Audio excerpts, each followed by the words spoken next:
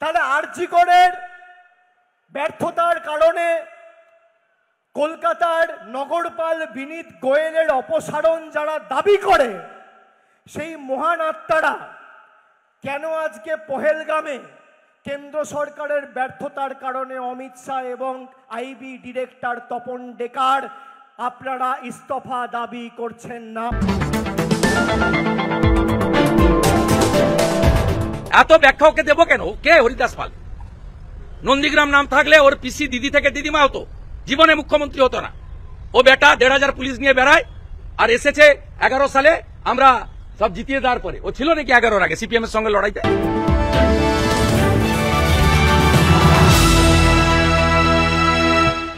গত 11 বছরে ডায়মন্ড হারবার লোকসভায় শুধু আমরা ৬,০০০ কোটি টাকার বেশি কাজ করেছি রাজ্য সরকারের সহযোগিতায়। তার মানে প্রতি বছর আমরা প্রায় ৫৫০ কোটি টাকার উপর, ৫৭০ কোটি টাকার উপর কাজ করেছি। প্রতি মাসে প্রায় ৪৫ থেকে ৫০ কোটি টাকার কাজ এই ডায়মন্ড হারবারে হয়েছে। প্রতি মাসে ৫০ কোটি মানে প্রতিদিন ১.৫ কোটি টাকার কাজ এই ডায়মন্ড হারবার লোকসভা কেন্দ্রে গত 11 বছরে প্রত্যেক দিন আমরা করেছি। আমি ভারতবর্ষে যত সাংসদ রয়েছে আমি তাদের বলছি, আপনারা যদি পারেন তৃণমূলের সাথে কুৎসার লড়াই না করে, আর বাংলায় বিরোধী দলের যে সাংসদরা রয়েছে আপনারা জায়গা বাছুন, আপনার রিপোর্ট কার্ড নিয়ে আসুন, আর আমি নিঃশব্দ বিপ্লব 2025-এর বইটা নিয়ে যাব। কে কোথায় কি কাজ করেছেন নির্বাচিত হওয়ার পর তথ্য পরিসংখ্যান মানুষের কাছে তুলে ধরুন। জনতার ময়দানে লড়াই হোক, মানুষের কাছে আপনারা আপনাদের রিপোর্ট কার্ড প্রকাশ করুন, আমরা আমাদের রিপোর্ট কার্ড প্রকাশ করব। তারপর শেষ বিচারটা মানুষ করুক। ওর বাপিসি যেমন বলছে ও তেরকম বলছে। ঝাড়ে কি বাঁশ আলাদা হয়নি? সরল ঝাড়ে সরল বাঁশ, কাটা ঝাড়ে কাটা বাঁশ। যেমন ঝাড় তেমন বাঁশ, পিসি যেমন ভাইপো তেমন। দীপক ঘোষের বইতে সব লেখা আছে, আমাকে আর ঘাটাচ্ছেন কেন? খুব তো চেষ্টা করেছিলেন ডায়মন্ড হারবারকে কলুষিত করতে। একটা ঘটনাকে কেন্দ্র করে বিজেপির নেতারা বাবা কি উৎসাহ, লাশের রাজনীতি করবে। মৃতদেহ খুঁজতে চলে এলো মহেশতলায়, রবীন্দ্রনগরে। তারপর এমন মহিলারা তাড়া করেছে, এখন আসার আগে 10 বার ভাববে। সাধারণ মানুষ যদি এদেরকে গাদ্দার বলে, মির্জাফার বলে, চোর বলে, চিটিংবাজ বলে, এ দায় কি তৃণমূলের না আমার? ও ভিডিও আপনারা সঙ্গে ছিলেন, ওটা একটা উড়িষ্যায় কথা আছে, মিছা কৌ মনকে পাও। উনার চামচা যে অ্যাডিশনাল এসপি মিঠুন আর একটাকে নিয়ে গেছে এসডিপিও করে, রেজাউল কবির, ওরা বলে দিয়েছে। আপনাদের কাছে ভিডিও আছে। শিবের মাথায় জল ঢেলেছি, তুলসী মঞ্চ যেখানে তুলেছে সেখানে দাঁড়িয়ে দর্শন করেছি। এক জায়গায় 8টা মেয়েকে দিয়ে গুতগুতি করছিল, বাইর থেকে প্রণাম করেছি, ঝামেলায় নাই। আপনার তো আমার উইটনেস। 3 জন আহতর বাড়িতে গেছি।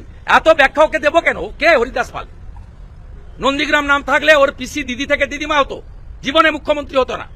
ও বেটা ১,৫০০ পুলিশ নিয়ে বেড়ায়, আর এসেছে 11 সালে আমরা সব জিতিয়ে দেওয়ার পরে। ও ছিল নাকি 11-র আগে সিপিএম এর সঙ্গে লড়াইতে? ওর কথার উত্তর দিতে হবে কেন? ও যার আলোকে আলোকিত, ওর পিসি মমতা ব্যানার্জিকে আমি হারিয়েছি। উত্তর দিলে চলে যান, দীঘাতে জগিং করতে গেছে, ওর কাছে থেকে প্রশ্ন করুন, তার উত্তর আমার কাছে। আরজিকর ঘটনার সময় এই বিজেপি সিপিএম এর নেতারা রাস্তায় মিছিল করে বলেছিল যে আরজিকর ঘটনার প্রতিবাদে, ব্যর্থতায়, প্রশাসনিক ব্যর্থতায় বিনীত গোয়েলের অপসারণ আমরা দাবি করছি। তাহলে আরজিকরের ব্যর্থতার কারণে কলকাতার নগরপাল বিনীত গোয়েলের অপসারণ যারা দাবি করে, সেই মহান আত্মারা কেন আজকে পহেলগামে কেন্দ্র সরকারের ব্যর্থতার কারণে অমিত শাহ এবং আইবি ডিরেক্টর তপন ডেকার আপনারা ইস্তফা দাবি করছেন না? সে প্রশ্ন তো আমাদের মনে উঠছে। আপনারা বলুন, পেহেলগাম হয়েছে 22শে এপ্রিল। 26 জন 25 জন দেশের নাগরিক আর একজন নেপালের নাগরিক, 26 জনকে 4 জন বর্ডার পেরিয়ে পাকিস্তান দিয়ে হাতে করে AK-47 নিয়ে ঢুকে দিনের আলোয় গুলি করে ঝাঁঝরা করে মেরে দিল। তারা আবার জঙ্গলে লুকিয়ে গেল, না পাকিস্তানে চলে গেল, না হাওয়ায় উধাও হয়ে গেল, এখনো কোনো খবর সরকারের কাছে নেই। তাহলে 26 জন মারা গেল কার ব্যর্থতায়? বর্ডারের দায়িত্বে কে? আইবির দায়িত্বে কে? সিআরপিএফ এর দায়িত্বে কে? সিআইএসএফ এর দায়িত্বে কে? তাহলে আরজিকর হলে যদি মমতা ব্যানার্জির পদত্যাগ দাবি করেন, পহেলগাম হলে তৃণমূল অমিত শাহর পদত্যাগ দাবি করবে না কেন? কেন?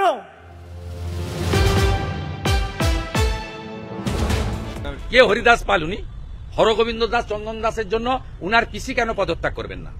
উনার ভোট ব্যাংক মুসলিম, তামান্নাকে খুন করেছে। আচ্ছা 10-12 বছরের ছোট্ট এক রুত্তি বাচ্চা, তামান্না খুনের জন্য কেন উনার পিসি পদত্যাগ করবে না? যারা বলে বিজেপির নেতা শুভেন্দু অধিকারী যে মমতা ব্যানার্জি দিদি থেকে ঠাকুমা হয়ে যেতেন তিনি যদি না থাকতেন, তা তুমি তো গেছো 2020-তে। মমতা ব্যানার্জি 21-এ জিতলো কি করে? 24-এ জিতলো কি করে? 23-এর পঞ্চায়েতে জিতলো কি করে? আর এদের কপাল দেখুন, জবে থেকে এই এলিমেন্টটা বিজেপিতে গেছে, একটা নির্বাচনও বিজেপি জেতেনি। 2020-তে উপনির্বাচন হেরেছে, 2021-এ বিধানসভা হেরেছে, 2022-এর পুরসভা হেরেছে, 2023-এর পঞ্চায়েত হেরেছে, 2024-এর লোকসভা হেরেছে, 2025-এর উপনির্বাচন হেরেছে। গত 1 বছরে 11টা উপনির্বাচন হয়েছে বাংলায়, 11-0 তৃণমূলের পক্ষে হয়েছে, 11টাতেই বিজেপি হেরেছে। কি অবস্থা এদের! আগে বিজেপির রাহুর দশা চলছিল, শনির দশা, আর এখন কেতুটা গিয়ে কেতু আর শনির দশা সংযোজিত হয়েছে। জবে থেকে গেছে সব নির্বাচন হেরেছে। এরা নাকি বাংলায় আবার অপারেশন সিন্দুর করবে, অপারেশন বেঙ্গল, মানে কি এমএলএ কেনাবেচা করবে। বন্ধু, তোমার কথায় তোমাকে বলি যে তুমি যে বলেছো দিদি থেকে পিসিমা হয়ে যেতে, মাসিমা হয়ে যেতে, মুখ্যমন্ত্রী হতে পারতেন না। মমতা ব্যানার্জি নিজের দমে মুখ্যমন্ত্রী হয়েছে। 34 বছরের সিপিএম এর জগদ্দল পাথরকে মানুষের আশীর্বাদ নিয়ে সরিয়েছে। আর তোমাকেও বলে রাখি, তুমি দাদা থেকে কাকা, কাকা থেকে জেঠু, আমি এই ভাষা ব্যবহার করি না, কিন্তু তুমি এই ভাষাই বোঝো, আমার কিছু করার নেই। তুমি দাদা থেকে কাকু, কাকু থেকে জেঠু, আর জেঠু থেকে দাদু হবে। তৃণমূল কংগ্রেসকে মানুষের হৃদয় থেকে আগামী 50 বছর বাংলার মাটিতে সরাতে পারবে না। দম থাকলে লড়ো, লড়ো, করতে পারলে করো, লড়তে পারলে লড়ো, আর ধরতে পারলে ধরো, নইলে মুখ বন্ধ করে বাড়িতে গিয়ে ঘুমিয়ে পড়ো। ওর কথার উত্তর দেবই না। ও বিনয় মিশ্রর মতো এনআরআই করে রাখো, কোথায় যাবে দেখবে এপ্রিল মাসের পর। 2026-এ 30 2026-এর পরে ওকে ওর যেরকম টাকা তোলার মেন কালো হাত বিনয় মিশ্র পালিয়েছে ভানুয়াতিতে, ও ঠিক করে রাখুক কোন রাস্তা দিয়ে পালাবে। আগে কোর্ট সামলা, অভিজিৎ দাস ববি হাইকোর্ট করেছে, ওটা সামলা। আমার কাছে ডায়মন্ড হারবারের যা ভিডিও আছে, ও তো অভিজিৎ দাসের লয়ার কোর্টে প্লেস করবে। আমি 500 বুথের ভিডিও দিয়ে দেবো, আমার কাছে আছে। ওর পিসি তো হেরেছে, ওটা বললে সম্পূর্ণ হয়ে যাবে।